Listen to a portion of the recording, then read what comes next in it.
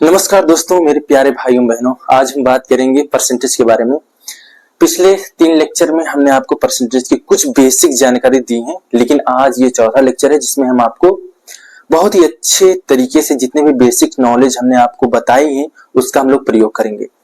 तो मेरे प्यारे भाइयों बहनों, आज हम स्टार्ट करेंगे परसेंटेज का लेक्चर 4 और मैं कोशिश करूंगा यहाँ पे आपको आज सवाल को सॉल्व कराने के लिए, जिसमें हम आपको कुछ क्वेश्चंस लाए हैं और जिसमें हम आपको समझाने की कोशिश करेंगे। ठीक है, तो यह है परसेंटेज,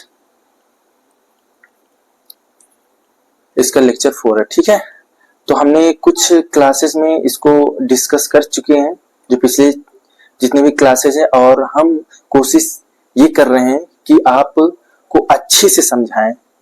ठीक है, अगर आपने बेसिक क्लासेस नहीं ली है तो उसके लिए आप पिछली वाली क्लासेस देख सकते हैं, लेकिन आज हम जो स्टार्ट करेंगे, हम ये मान के चल रहे हैं आप जितने भी पिछली वाली क्लासेस हैं उसको देखें, या फिर आपको बेसिक नॉलेज है परसेंटेज के बारे में, तभी आपको ये समझ में आएगा, नहीं तो आपको समझ में नहीं आएगा।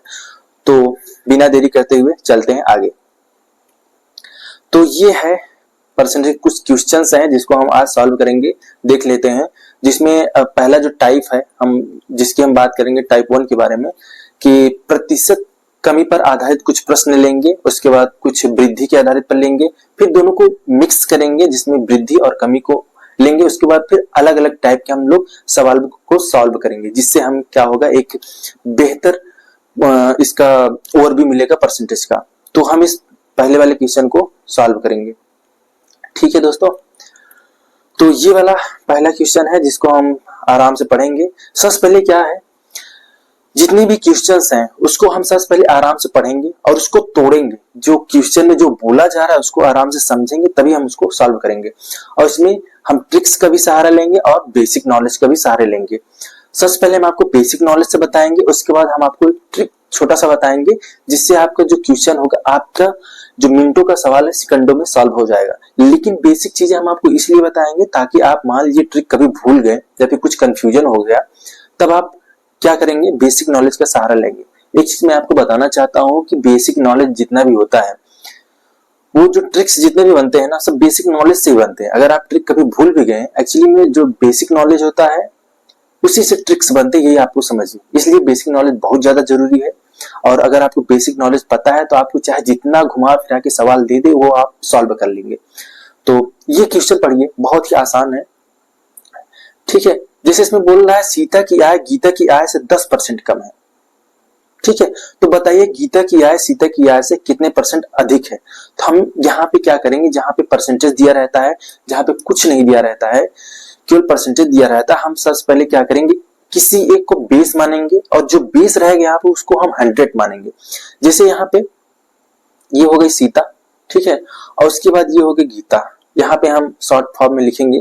अब बोल रहे कि सीता की आय गीता की आय से 10% कम। किसकी आय से कम है, गीता की आय से। तो गीता की आय अगर हम मान लेते हैं परसेंटेज में, अगर बेस जो है अगर हम 100 मान लेते हैं, तो हमें क्या होता है, बहुत ही आसान हो जाता है सवाल को सॉल्व करने में। हालांकि यहाँ पे कुछ भी मान सकते हैं, लेकिन अगर 100 मानते हैं तो जो 100 के रिस्पेक्ट में जो परसेंटेज को कम या ज्यादा करेंगे, तो उसमें ज्यादा दिमाग लगाने की जरूरत नहीं रहती है।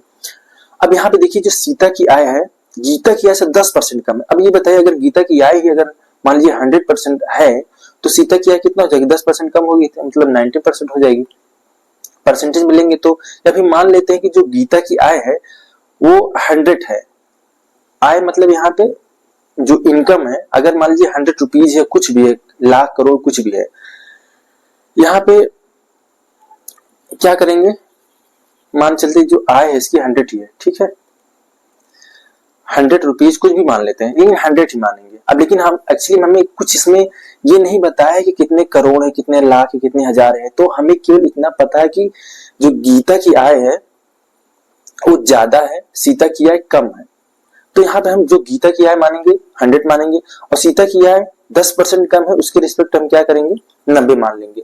चूंकि 10% कम है, चूंकि हम उसको 100 माने हैं, अगर यहाँ पे 100 रुपए होगी, मतलब 100 रुपए होगी गीता की आय, तो उसकी सीता की आय कितना होगी, 90 रुपए होगी। अगर गीता की आय यहाँ पे 100% होगी, यहाँ पे देखिए अगर परसेंटेज के बराबर करेंगे तो जो सीता की आय होगी उसकी रिस्पेक्ट में वो 90% होगी, जो कि 10% कम है।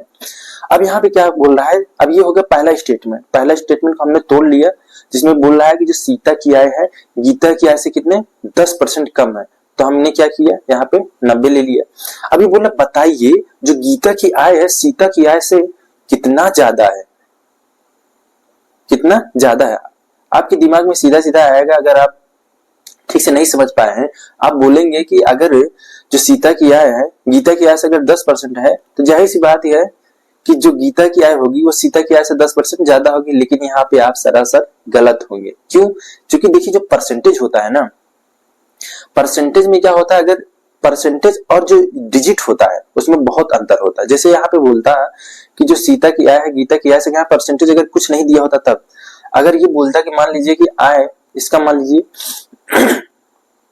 यहाँ 90 है और इसका 80 है, मान के चलते हैं, परसेंटेज हम बात नहीं कर रहे हैं।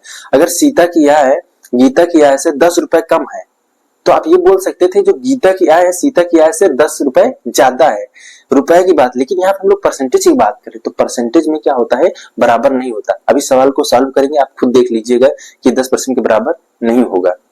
समझ रहे नहीं? अब देखिए इतना समझ में नहीं, पहले सवाल पढ़ लिए हैं, अब उसके आगे हम लोग बढ़ रहे हैं। अब बता रहा है कि गीता की आय सीता की आय से कितने % अधिक है। अब बोल रहा है, अब यहाँ पे देखिए, सबसे पहले हमने कहा था कि आपको जो बेसिक नॉलेज हमने आपको बताया था कि सबसे पहले इसमें डिफरेंस निकालेंगे। एक्चुअली में दोनों का डिफरेंस कितना है, परसेंटेज डिफरेंस कितना है। तो यहाँ पे 10% है या फिर 10 रुपीज है, ठीक है। अब बोल रहा है कि जो गीता की आय सीता की आय से, इसमें बेस अब उल्टा किसको मान रहा है, अब बोल रहा है किससे कंपेयर करना है, सीता की आय से कंपेयर करना है। हमने आपको ये बताया था कि जितने भी कमी या वृद्धि होगी, कमी या फिर जो वृद्धि होगी आपकी, उसको हमेशा ऊपर रखना है और प्लस आधार मान यहाँ पे या फिर वास्तविक मान, आधार मान जो भी आप समझे इसको, या फिर बेस वैल्यू उसको मानते हैं जिससे हम कंपेयर करते हैं, ठीक है। क्योंकि ये भिन्न में हो जाता है तो भिन्न को परसेंटेज में चेंज करने के लिए हम क्या करते हैं, 100 से गुणा करते हैं जिसमें परसेंटेज में चेंज हो जाता है। ये एक्चुअली में फार्मूला होता है, ये है फार्मूला जो बेसिक वाला चीजें हैं, ठीक है, जिससे हम लोग पढ़ रहे हैं। ट्रिक्स हम बाद में बता देंगे। अब इसमें क्या कर रहा है, अब यहाँ पे समझिए हम क्या करेंगे, इसका जो डिफरेंस आएगा कितना आएगा, 10 आएगा। अब यहाँ पे बेस किससे मान रहे हैं, 90 मान रहे हैं सीता की आय से, और क्या करेंगे चूंकि भिन्न में हो गया इसको क्या करें 100 से गुणा करेंगे, ठीक है। मान चलते हैं ये कितना, गीता की आय 100 रुपया था तो सीता की आय कितना हुआ, 90 रुपए हो गया। उसके बाद अब डिफरेंस निकालेंगे, कितना आ रहा है, 10 आ रहा है। उसके बाद किससे कंपेयर कर रहा है, जो गीता की आय है सीता की आय थे, सीता की आय से मतलब सीता की आय से बेस मान लेंगे और वो जो होगा नीचे हो जाएगा। तब यहाँ पे इसको जब सॉल्व करेंगे ये 0 से 0 कैंसिल हो जाएगा, ये 100/9 होगा। अब इसमें भाग दीजिए, ये आ जा 9 कम 9, फिर बचेगा 1, फिर 1 11 सही 1/9, ये इसका सही आंसर हो। क्या 10% के बराबर हुआ, नहीं, थोड़ा ज्यादा हो गया। यही मैं आपको समझाने की कोशिश कर रहा हूँ, ठीक है। ये फार्मूला थोड़ा रट लीजिएगा, रट के समझ लीजिएगा, इसको मैंने बहुत अच्छे से समझाया है, इसमें कोई टेंशन लेने की बात नहीं है। अब थोड़ा दूसरा क्वेश्चन देख लेते हैं। अब देखिए जो दूसरा सवाल है, लास्ट में आपको एक ट्रिक बता देंगे छोटा सा, ठीक है। अब जो दूसरा क्वेश्चन है ये भी एक्चुअली में है, लेकिन इसको थोड़ा सा, इसको बहुत ही बारीकी समझना पड़ेगा, ठीक है। जैसे बोल रहा है चीनी का मूल्य 20% घट गया है, कितना घट गया, 20%। अब यहाँ पे 100 मानेंगे, जैसे मान लीजिए जो मूल्य है, मान लेते हैं 100 रुपए पर केजी के हिसाब से मान लीजिए चीनी मिल रहा था, ठीक है। मतलब 100 रुपए में आपको 1 केजी चीनी मिल जा रहा था, मतलब स्टार्टिंग में। जैसे बोला चीनी का मूल्य 20% घट गया, इसका मतलब कुछ पहले था, मान लेते हैं पहले कितना था, 100 रुपए में 1 केजी मिलता था, ठीक है। अब बोल रहा है कि उसका जो मूल्य है 20% घट गया, मतलब कि अगर यहाँ पे 100 माने हैं तो यहाँ पे कितने को हो गया है, अभी 80 रुपए को हो गया है। 80 रुपए का 1 केजी मिल रहा है, ठीक है। अभी 80 रुपए का मिल रहा है, मतलब पहले जो हम सामान 100 रुपए में 1 केजी खरीदते थे उसका दाम घट गया है, 20 रुपए कम हो गया है। कितने रुपए, 20 रुपए कम हो गया है। अब बोल रहा है कि अब 80 रुपए में हम 1 केजी खरीद रहे हैं। अब दूसरे में क्या बोल रहा है, दूसरे स्टेप में याद कीजिए जो उपभोक्ता है, जो आदमी है जो खरीद रहा है, पहले जितने व्यय में कितने % अधिक चीनी खरीद लेगा। अच्छा ये बताइए, पहले 100 रुपए में चीनी खरीद लेता था, 1 किलो चीनी खरीद लेता था, अब वो 80 रुपए में भी 1 किलो चीनी खरीद ले रहा है। अब बोल रहा है कितना ज्यादा अधिक खरीद लेगा, तो बताइए कि मतलब उसके पास अभी 100 रुपए ही है, क्या हुआ कि एक आदमी था, ठीक है, एक आदमी है, मान लीजिए एक कोई आदमी है, ठीक है, ये क्या करता था, इसके पास 100 रुपए था, समझ लीजिए ऐसे 100 रुपए थे, ये हमेशा 1 केजी क्या करता था, चीनी खरीदता था, हमेशा 1 केजी ही चीनी खरीदता था। क्या हुआ, अगले दिन जब वो गया वहां पे मतलब दुकान पे, बोला कि जो दाम है ना वो 20 रुपए कम हो गया है। कितना हो गया, 20 रुपए कम हो गया है। अब बोल रहा है 20 रुपए कम हो गया, मतलब 80 रुपए में उसको क्या मिल जा रहा है, 1 केजी चीनी उसको मिल जा रहा है 80 रुपए में ही। अब उसके पास एक्स्ट्रा कितने रुपए बचेंगे, 20 रुपए। अब बोल रहा है जो 20 रुपए है ना, उस 20 रुपए में कितना ज्यादा खरीद ले रहा है पहले की अपेक्षा में, तो वही बात कर रहा है। तो बताइए अभी इस समय 80 रुपए में कितना खरीद रहा है, 1 केजी खरीद रहा है, तो 1 रुपए में कितना 1 रुपए में कितना केजी खरीद रहा है, 1/80। अब बताइए 20 रुपए में कितना खरीदे, चूंकि अब उसके पास बचा कितने रुपए है, अभी एक्स्ट्रा में कितने उसके पास बचे हैं, 20 रुपए बचे हैं। अब 20 रुपए में कितना खरीदेगा, तो यहाँ पे 20/80 हो जाएगा। अब ये हो गया एक्चुअली में कितना मतलब ज्यादा खरीदेगा, ये हो गया। अब इसको क्या करेंगे, अब ये हो गया कितना ज्यादा खरीदेगा, इसको हमको परसेंटेज में चेंज करना है, तो क्या करेंगे 100 से गुणा कर देंगे, ये हो जाएगा परसेंटेज में चेंज।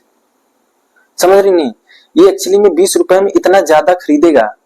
हमें ये नहीं पूछ रहा है कि कितना टोटल खरीदा, हमें ये पूछ रहा है कि पहले के पीछे कितना ज्यादा खरीदेगा। जो 20 रुपए का जो डिफरेंस आ रहा है ना, वही तो ज्यादा खरीदेगा ना। तो इसको हम क्या करेंगे, 0 से 0 कैंसिल हो जाएगा, 4×5 = 20, 4×2 = 8, ये होगा 50, ये 2 मतलब 25% ज्यादा खरीदेगा। ये परसेंटेज की बात कर रहा है, समझ रही नहीं। और ज्यादा कितना खरीदता, ज्यादा ये ज्यादा परसेंटेज में ज्यादा कितना खरीद रहा है, वो थोड़ा सा इसको समझिएगा। परसेंटेज में हम बात कर रहे हैं, ना कि हम वैसे बात कर रहे हैं। तो ठीक है, एक बार और समझा दें, समझा देते हैं। हम ये कह रहे थे कि अगर एक आदमी है, जो एक आदमी था वो क्या कर रहा था, 100 रुपए में 1 केजी चीनी रोज खरीदता था, ठीक है। अगले दिन जब वो दुकान पे गया तो उसका क्या हुआ कि 100 रुपए हमेशा लेके जाता था, ठीक है। तो क्या हुआ, 80 रुपए में हो गया, मतलब 20 रुपए में क्या हुआ, 1 केजी मिल रहा है। अब बताइए 1 केजी तो रोज खरीद ही रहा था, लेकिन बोल रहा है अब जो 20 रुपए बचा है उससे कितना ज्यादा खरीद सकता है, मतलब एक्स्ट्रा। टोटल नहीं पूछ रहा है, कितना उससे ज्यादा खरीद सकता है। तो मतलब कि ये बताइए अगर 1 रुपए में खरीदना होगा, इसको 80 रुपए में कितना केजी खरीद रहा है, 1 रुपए में कितना खरीदता है, 1/80 केजी, ठीक है। अगर ये बोलने जाए कि अब 20 रुपए में कितना खरीदेगा, तो 20 से गुणा कर दीजिए, 80 हो जाएगा, ठीक है। इतना केजी खरीदेगा, लेकिन इसको हमको परसेंटेज में चेंज करना है, ठीक है। परसेंटेज जब भी चेंज करेंगे तो क्या करो, 0 से 0 कैंसिल हो जाएगा, ये आएगा 25%। ये हमको परसेंटेज निकालना, पर 100 से क्यों गुणा किए, चूंकि भिन्न था, भिन्न को हमने क्या किया, परसेंटेज में चेंज कर लिया। इतना समझ में आ गया। अब हम चलेंगे नेक्स्ट क्वेश्चन पे। अब ये देखिए, ये वाला क्वेश्चन, इसमें बोल रहा है जितने भी आपके पास जितने भी सवाल आ रहे हैं, सबका थोड़ा सा नेचर चेंज है, लेकिन आपको जो ट्रिक बताऊंगा लास्ट में, वो सब सवाल पे एकदम मतलब सभी सवाल आराम से सॉल्व हो जाएंगे। लेकिन मैं इसलिए बता रहा हूँ, बेसिक क्या होता है ना, आपने ट्रिक याद कर लिया, लेकिन अगर थोड़ा भी सवाल की इधर इधर घुमाया है तो आपका दिमाग खराब हो जाएगा। अब ये देखिए, जैसे एक पुस्तक का अंकित मूल्य 20% कम है, एक पुस्तक का अंकित मूल्य क्रय मूल्य से 20% कम है, तो बताइए उसे कितने प्रतिशत अधिक में बेचा जाए कि ना लाभ हो ना हानि। इसको समझिए। सबसे पहले यहाँ पे ये एक्चुअली प्रॉफिट एंड लॉस का थोड़ा सा घुस गया है इसमें थोड़ा सा समझिएगा। जैसे पूछ रहा है इसमें अंकित मूल्य क्या होता है, क्रय मूल्य क्या होता है, विक्रय मूल्य क्या होता है, उसको समझ लीजिए। देखिए जो अंकित मूल्य होता है ना, अंकित मूल्य, एक होता है क्रय मूल्य होता है और एक होता है विक्रय मूल्य, इसको थोड़ा समझ लीजिए। देखिए मान लीजिए एक कोई आदमी है, क्या है, कोई आदमी है, वो एक दुकान खोला है, क्या किया है, एक दुकान खोला है। अब वो क्या कर रहा है, वो क्या करेगा, मान लीजिए दुकान मतलब खोला है, मान लीजिए किराना की दुकान है, मान लीजिए वो हमेशा चीनी लेके आ रहा है, ठीक, कोई भी एग्जांपल ले लीजिए। मान लीजिए चीनी ले आता है, जो चीनी लेके आएगा ना वो किसी बड़ी दुकान से लेके आएगा, तो उसके लिए वो क्या होगा, क्रय मूल्य हो गया। मान लीजिए 100 रुपए में कोई चीनी ले आ रहा है, 100 रुपए पर केजी के हिसाब से वो कोई चीनी ले आ रहा है। अब वो जो विक्रेता है, मतलब ये जो विक्रेता है, दुकानदार है, उसके लिए वो क्रय मूल्य हो गया, मतलब उतने में खरीदा है। लेकिन क्या बताइए, अगर दुकानदार जो है क्या 100 रुपए में ही बेचेगा? अगर वो 100 रुपए में बेच देगा तो उसको फायदा क्या होगा, नहीं फायदा होगा ना। तो क्या करेगा, अब यहाँ पे एक काम करेगा, बोलेगा कि अंकित मूल्य में क्या करेगा, क्रय मूल्य जितना रहेगा ना उसका बढ़ा चढ़ा के बताता है, इतना बढ़ा चढ़ा के बताएगा कि अगर कोई मोल भाव करने आया भी उसमें भी 10-20 रुपए कम कर दिया, फिर भी जो बेचेगा ना उसमें भी उसको प्रॉफिट मिलता है। यही तो होता है दुकानदारी। अब देखिए वो क्या करेगा, जो अंकित मूल्य करेगा ना वो अपने हिसाब से करेगा, बोलेगा नहीं एमआरपी रेट इसमें तो रहेगा नहीं, वो अपने हिसाब से करेगा। एमआरपी रेट जैसे बड़ी दुकान जो खरीदते हैं ना वो एक्चुअली सस्ता ही मिलता है, लेकिन वो बेचते हैं बोलते हैं कि एमआरपी रेट है, कहीं कहीं जाएंगे बोलेंगे हम तो एमआरपी रेट से भी कम दे रहे हैं, लेकिन वो उससे भी सस्ता लेके खरीद के लेके आते हैं। ऐसा नहीं है कि आपको एकदम दाम पे दे देंगे, ठीक है। तो दुकानदार क्या किया, 100 रुपए पर केजी के हिसाब से लेके आया, लेकिन उसमें अंकित कितना कर दिया, बोला कि मैं जो ले आया हूं, अब मान लीजिए कोई आदमी गया बी, ठीक है, अब वो क्या बोलेगा कि हमको 1 किलो चीनी दे दीजिए, तो बोलेगा कि भैया 140 रुपए पर केजी के हिसाब से है। तो जो दुकानदार है बोलेगा कि ठीक है ले लीजिए, लेकिन जो बी वाला है बोलेगा, जो बी वाला आदमी बोलेगा नहीं यार ये ज्यादा है थोड़ा कम कर दीजिए, तो बोलेगा नहीं यार इतना खरीद के लिए आए हैं हमें ज्यादा पड़ नहीं रहा है, तो बोलेगा नहीं नहीं, जो बी वाला बोलेगा नहीं थोड़ा सा कम कर दीजिए ना, तो बोलेगा अच्छा चलिए ठीक है, हमको ना पता है दाम पे दे दे रहे हैं, मतलब हमको जितने पे मिला था ना हम उतने पे दे दे रहे हैं, हमको कुछ प्रॉफिट नहीं हो रहा, आप घर के आदमी हैं, आप हमारे दोस्त हैं, तो इसलिए पड़ोसी हैं हम आपको इसलिए थोड़ा सस्ता दे रहे हैं। बोलेगा क्या करेगा, 130 रुपए 130 रुपए पर केजी के हिसाब से वो दे देगा। समझ रहे हैं ना। अब क्या बताइए, अब ये जो होगा ये अंकित मूल्य इसका था, मोल भाव करने के बाद क्या होगा, ये विक्रय मूल्य हो जाएगा। समझ रहे नहीं, यहाँ पे आपके 3 भाव मिले, मतलब वो 100 रुपए में खरीदा, अंकित कितना किया 140 रुपए, और बेचा कितने में 103। अब उसको एक्चुअली प्रॉफिट कितना हुआ हमको ये ध्यान देखना है, अंकित मूल्य कितना हुआ है इससे हमसे कोई मतलब नहीं है। अंकित मूल्य कुछ भी बढ़ा के कम ज्यादा कर सकता है, लेकिन हमको प्रॉफिट एंड लॉस अगर निकालना हुआ तो कितना फायदा कितना घाटा हुआ वो डिफरेंट हमेशा किससे निकलेगा, कि क्रय मूल्य कितना था उसके बाद उसने बेचा कितने में। देखिए क्रय मूल्य कितना था 100 का, बेचा कितने का 130 का, तो उसको प्रॉफिट कितना हुआ 130 रुपए का। मतलब कि अगर यहाँ देखा जाए परसेंटेज के हिसाब से 130 मतलब रुपए में जब बेचा है तो 30 रुपए का उसका प्रॉफिट हुआ, मतलब 30% का उसका प्रॉफिट हुआ है। ये होती है दुकानदारी। तो अब इसमें समझिए सवाल को, बोल रहा है कि एक पुस्तक का अंकित मूल्य उसके क्रय मूल्य से 20% कम है। अब मान लीजिए क्रय मूल्य हो गया, ठीक है, क्रय मूल्य कितना हो गया, मान लीजिए इसको हम 100 रुपए मान ले रहे हैं, परसेंटेज रहने दीजिए, परसेंटेज वैसे दिया ही है कोई दिक्कत नहीं है। अब यह हम क्या करेंगे 100 रुपए मानेंगे, चूंकि हम परसेंटेज निकाल रहे हैं थोड़ा सा सवाल हल करने में आसानी हो जाती है। अब ये क्या हुआ कि अंकित मूल्य क्रय मूल्य से कितना हुआ 20% कम है। अब ये देखिए ये हो गया अंकित मूल्य, ठीक है। क्रय मूल्य लिया है मतलब वहां जो दुकानदार है वो लेके कितने का है, वो 100 रुपए मान लीजिए चीनी दाल कुछ भी लेके आया है, मान लीजिए दाल ही है, लेके जो आया है वो लेके आया है 100 रुपए पर केजी के हिसाब से, लेकिन अंकित कितना कर दिया 80 रुपए, और तो वैसे ही घाटा हो गया उसका। अब कोई लेने आएगा तो उसको क्या करेगा, वो 80 में ही बेचेगा ना। अब इससे और कम कर देगा उसको और घाटा हो जाएगा, मतलब यहाँ पे 20% के घाटा हो रहा है, उसको और घाटा हो जाएगा अगर कोई मोल भाव करने लगा। तो ये ऐसा कोई करता नहीं, कोई दुकानदार इतना बेवकूफ नहीं है कि लेके आएगा 100 रुपए का और बेचेगा 80 रुपए का। लेकिन सवाल ऐसा है, वो बोल क्या रहा है, बोल रहा है कि पुस्तक का अंकित मूल्य, मतलब अंकित मूल्य जो है उसका क्रय मूल्य से 20% कम हो गया, अब कम हो गया। अब बोल रहा है दूसरे स्टेटमेंट में क्या बोल रहा है कि बताइए उससे कितने परसेंट अधिक में बेचा जाए, ना लाभ हो ना हानि हो। ऐसे अपने दिमाग से सोचिए, इसको ना लाभ होगा ना हानि होगा, कब होगा, जब जितने में खरीदेगा उतने में ही बेच देगा। मतलब अगर वो 100 रुपए में खरीदा है, अगर 100 रुपए में ही बेच देगा तो ना तो उसको प्रॉफिट होगा ना तो उसको लॉस होगा। तो वही चीज है, इसका मतलब है कि बताइए उसे कितने परसेंट अधिक में बेचा जाए, मतलब कितने परसेंट अधिक में बेचा जाए। किसी तरह से उसको 100 लेके आओ भाई, अगर 100 कितने परसेंट चाहे जितना परसेंट बढ़ाओ लेकिन उसको 100 रुपीज में ले आओ। अगर 100 रुपीज में ले आ दिए, अब कितने, अब यहाँ पे कितना परसेंटेज में बढ़ाने से, अब यहाँ पे मत सोचिएगा 20% कम किए हैं तो 20% बढ़ा देंगे तो क्या होगा कि 100 आ जाएगा, नहीं, ये परसेंटेज है भैया, इसका थोड़ा कुछ अलग ही चलता है। अब क्या होगा, इसमें ये पूछ रहा है कि आप कितना परसेंट बढ़ाइए कि 100 आ जाए, बस फिर से दोबारा कितना परसेंट बढ़ाइए वो 100 आ जाए। अगर 100 आ गया 100 रुपए तो क्या होगा, ना तो प्रॉफिट होगा ना तो लॉस होगा। ठीक है, समझ रहे नहीं सवाल। तो अंकित मूल्य हो गया ये क्रय मूल्य को हम कितना मान लिए 100 रुपए, जो अंकित मूल्य होगा कितने को हो जाएगा 80 का। बोल ही रहा है सवाल में कि बोल रहा है कि जो पुस्तक का अंकित मूल्य है क्रय मूल्य से कितना है 20% क्या है कम है। अब यहाँ क्या करेंगे, जो क्रय मूल्य है ना उसको हम मानेंगे 100 और जो अंकित मूल्य है उसको क्या करेंगे 80 यहाँ पे करेंगे, क्योंकि जो अंकित मूल्य है वो क्या हो गया है क्रय मूल्य से 20% कम हो गया। मतलब यहाँ पे जो दुकानदार है वो बेवकूफी किया है।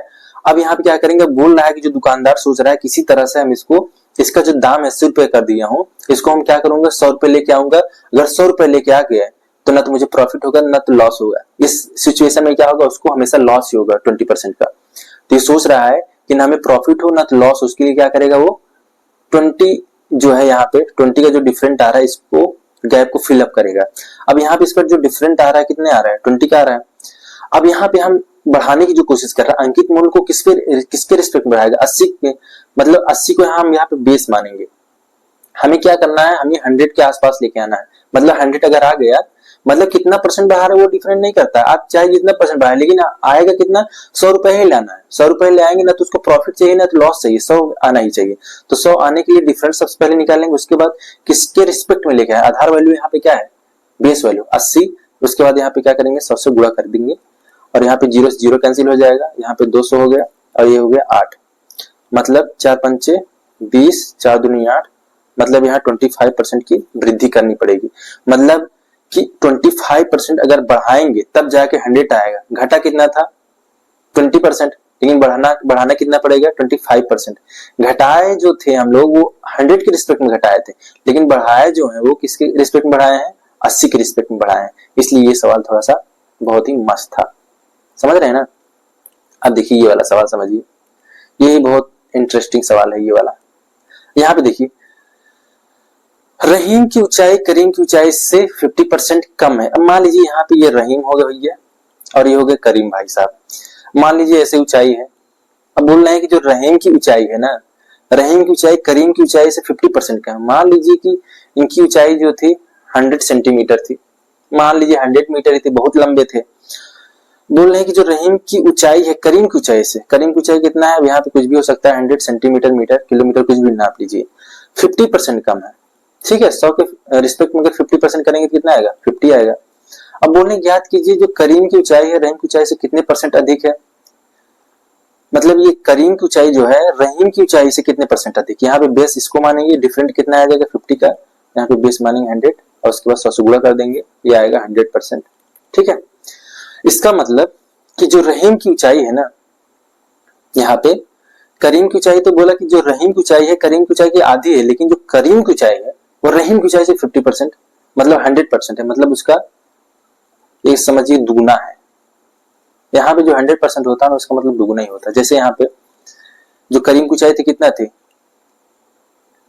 100 माने थे, जो रहीम की ऊंचाई कितना आधा आई थी ना, तो आधा है इसके हिसाब से यहाँ पे अगर यहाँ पे 2 से गुणा करेंगे तो कितना आएगा 100 ही आ रहा है ना, इसका मतलब 2 गुना है।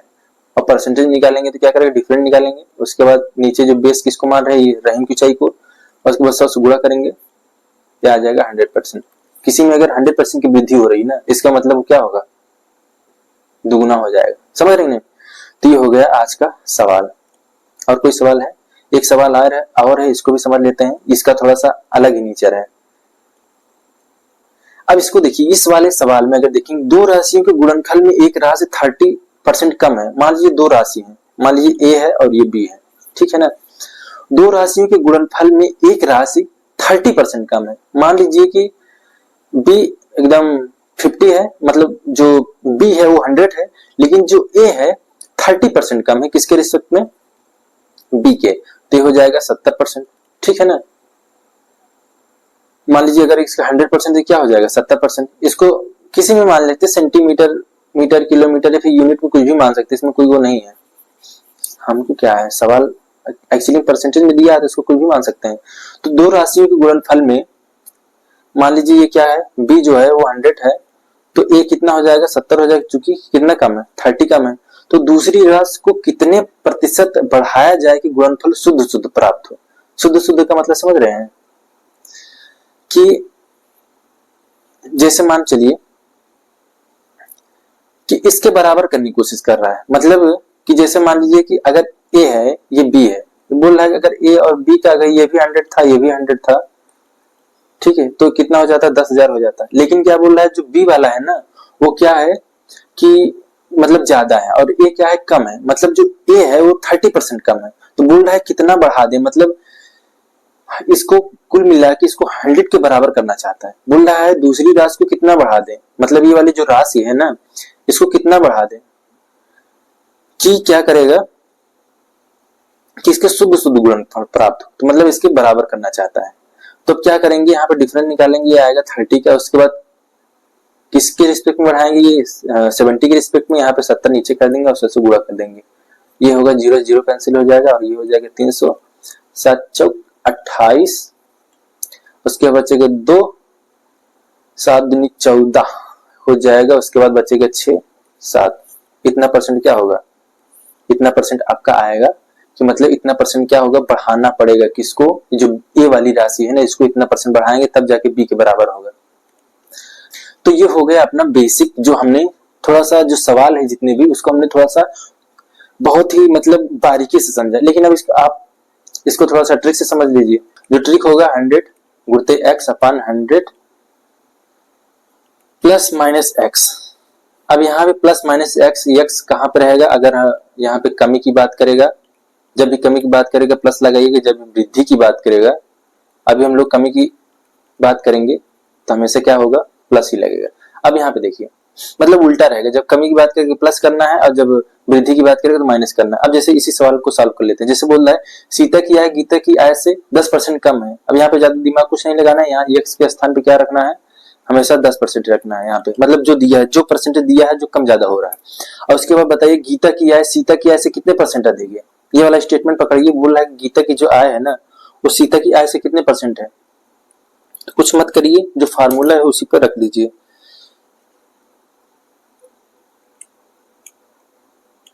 अब यहाँ पे आप कुछ मत करिए, जो फार्मूला उसी पर रख दीजिए।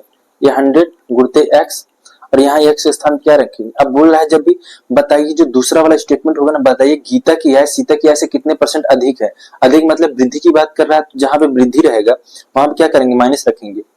क्या करेंगे, माइनस रखेंगे। यहाँ पे माइनस रखेंगे मतलब 10%, इसका मतलब 100 गुणते 10 अपान 90। ठीक है, 0 0 कैंसिल हो जाएगा, 11 कम 11, सॉरी 9 कम 9, फिर 9 कम 9, 1/9, इतना परसेंट हो जाएगा। जो पहले हमने पहले वाले मेथड से जो सॉल्व किया था वो आ गया दूसरे मेथड में। ठीक है, अब जैसे और एक सवाल था ना, ये वाला सवाल को देखिए, फार्मूला वही रहेगा। यहाँ पे वृद्धि की बात कर रहा है, अधिक की बात कर रहा है, माइनस लगाएंगे, मतलब 100 गुणते x अपान 100 माइनस एक्स। ठीक है, ये वाला फार्मूला लगाएंगे जहां पे हमें वृद्धि की बात करेगा। ठीक, वृद्धि या फिर बढ़त कुछ भी बात करेगा, तो ये वाला फार्मूला लगाएंगे हम लोग परसेंटेज निकालने के लिए। इस वाले मतलब इस टाइप के जो सवाल आएंगे उसके लिए। चीनी का मूल्य अगर 20% घट गया है, यहाँ पे कुछ दिमाग नहीं लगाना है, 100 लिखना है। कमी की बात कर रहा है यहाँ पे, मतलब पहले वाले स्टेटमेंट में घट गया है, यहाँ पे 20 करेंगे। अब यहाँ पे 100 माइनस माइनस यहाँ करना है, प्लस करना है। तो दूसरे वाला स्टेटमेंट देखना, लास्ट में क्या पूछ रहा है, उपभोक्ता पहले जितने भी हमें कितने परसेंट अधिक चीनी खरीदेगा। तो यहाँ पे क्या करेंगे, यही जो 20 उसको माइनस में करेंगे, उसको 100 गुणते 20 अपान 80, 0 0 कैंसिल हो जाएगा। ठीक है, 208, तो भाग दे देंगे, कितना आ जाएगा, 4 दूनी 8, 4 5 मतलब आ जाएगा 25%। समझ गए, नहीं समझे कोई दिक्कत नहीं। वही फार्मूला इस पे लगाइए, इस वाले फार्मूला लगाइए, वही वाला फार्मूला 100 गुणते x अपान 100 माइनस एक्स। चूंकि हम लोग जितने भी सवाल है उसको बढ़त वाली की बात करें, जो दूसरा स्टेटमेंट है उसको पकड़ना है, उसमें क्या बोल रहा है, अधिक की बात कर रहा है, कमी की बात कर रहा है, वृद्धि की बात कर रहा है, घाटे की बात कर रहा है। अब इसमें वैसे मत समझिए कि अंकित मूल्य है, क्रय मूल्य क्या है, ये सब नहीं समझिए। इसमें दिमाग देखिए, ट्रिक में क्या होता है, ज्यादा दिमाग नहीं लगाना रहता, ज्यादा दिमाग लगाएंगे आपको खराब हो जाएगा। केवल ट्रिक रखिए बस, बेसिक से हमने आपको समझा दिया है। जैसे एक पुस्तक का अंकित मूल्य कितना है, 20% कम है, बताइए उसे कितने परसेंट अधिक में बेचा जाए, यही पकड़िए। मतलब ये वाला फार्मूला लगाना है 20%। अब यहाँ पे जो x है क्या है, वही जो परसेंटेज कमी या वृद्धि हुई है, 100 माइनस 20। यहाँ पे बढ़त की बात की है ना, तो यहाँ पे 100 गुणते 20 और यहाँ पे हो जाएगा 80, 0 से 0 कैंसिल, वही 25% की बात करेगा। समझ गए नहीं क्या किया, ये 25% की बात कर रहा है, मतलब ये बढ़ गया। और एक क्वेश्चन ले लीजिए, इसको बात कर लीजिए, इसमें क्या बोल रहा है, बोल रहा है रहीम की आय करीम की आय से 50% कम है, तो यही फार्मूला लगाइए 100 माइनस एक्स। ठीक है, तो रहीम की आय करीम की आय से 50% कम है, तो पहले ही एक्स के स्थान में 50 रख दीजिए। अब यहाँ पे माइनस रखना है, चूंकि ज्ञात कीजिए कि जो करीम की आय है रहीम की आय से कितने परसेंट अधिक, ऊंचा है, वृद्धि है, बढ़त है, मतलब यहाँ पे रखेंगे माइनस, उसके बाद 50, यहाँ पे 100 गुणित 50 अपान 50 करेंगे, ये 50 से 50 कैंसिल हो जाएगा, मतलब 100%। मतलब यहाँ पे हमने जितने भी सवाल हैं उसको जिस तरह से हमने बेसिक से सॉल्व किया था उसको हम ट्रिक से भी सॉल्व कर सकते हैं। यहाँ पे जो ट्रिक है इसको रट लीजिए, याद कर लीजिए, कुछ भी कर लीजिए, हमने आपको बेसिक से समझा ही दिया है। प्लस माइनस एक्स, जो लास्ट वाला स्टेटमेंट होगा उसमें अगर बढ़त की बात करेगा, लास्ट वाली जो स्टेटमेंट अगर उसमें वृद्धि की बात करेगा, ठीक है, अगर उसमें वृद्धि की बात करेगा तो आप क्या करेंगे वहां पे, तो क्या करेंगे, यहाँ पे क्या करेंगे, यहाँ पे अगर वृद्धि की बात करेगा यहाँ पे माइनस लिखेंगे। ठीक है, अगर यहाँ पे कमी की बात करेगा तो कमी की बात करें यही वाला पकड़िएगा, यहाँ पे प्लस में कर दीजिएगा बस। ठीक है, वृद्धि की बात करेगा माइनस कर दीजिएगा, और अगर कमी की बात करेगा उसको प्लस में कर दीजिएगा, बस इतना सवाल था। तो आशा करते हैं आपको ये वाली जो क्लास है थोड़ा सा समझ में आई होगी, और ये तो भी शुरुआत है, ऐसा नहीं है कि परसेंटेज बहुत खत्म हो गया है,